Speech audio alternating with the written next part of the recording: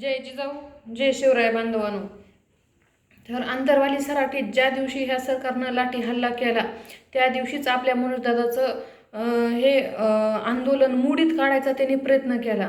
कारण की त्या ठिकाणी जर आवाज बंद केला किंवा ह्यांच्यावर लाठी हल्ला केला, गोळ्या झाडल्या, तर हे नक्कीच इथं जागेवर आंदोलन थांबन आणि ही नामोनिशाणी मिटून जाईल. ही सरकारचा एक गैरसमज होता आणि तो सगळा पूर्ण डाव रचून, प्लॅन रचून तिथं आपले म्हातारी माणसं असतील, आजी आजोबा, आपल्या माता माऊल्या असतील, आंतरवाली सराटीतल्या ह्यांच्यावर लाठी हल्ला करण्यात आला, गोळ्या झाडल्या आणि रक्ताच्या थराळ्यात आपल्या माता माऊल्या पाडल्या.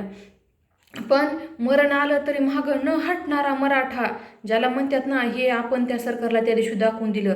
आणि त्या माता माऊल्यांनी दादाचं एकदम रक्षण केलं. दादा तर बेशुद्ध अवस्थेत पडले होते, तर त्यांचं रक्षण केलं आणि ह्या महिला पुढे येऊन ह्या सरकार संघर्ष केला.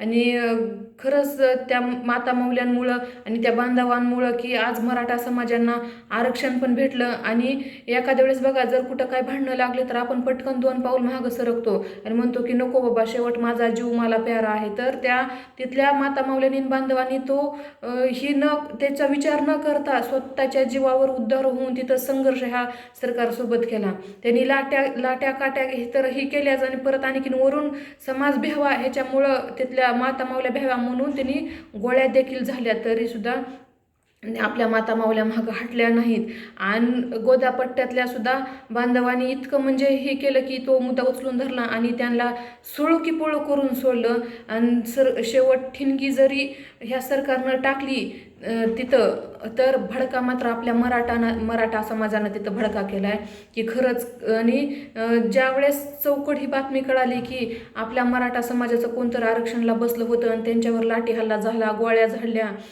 तर अख्खा महाराष्ट्र पेटून उठला आणि तिथं दादापर्यंत पोचला प्रत्येक मराठा. आणि तिथून पुढे पुन्हा आणखीन अख्ख्या महाराष्ट्रानं पण दादाची ताकद अख्खा महाराष्ट्र बनला.